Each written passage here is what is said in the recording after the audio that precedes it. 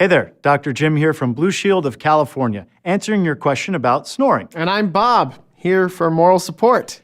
The snoring sound occurs when the muscles in the back of your throat relax during sleep, causing your airway to narrow and your uvula to vibrate against the back of your throat. Dr. Jim, let's say you're tired of sleeping on the couch every night. What can you do to stop snoring?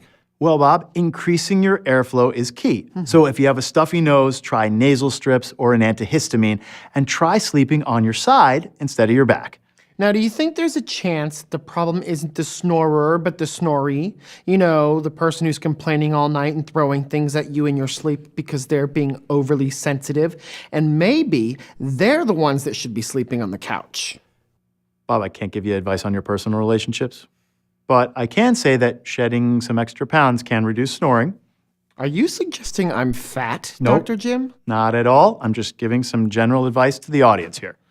I'm not fat, Jim. I'm pear-shaped. Nothing wrong with pears. Pears are good for you. They are. I love my body. Hey, look, I didn't mean to. Okay.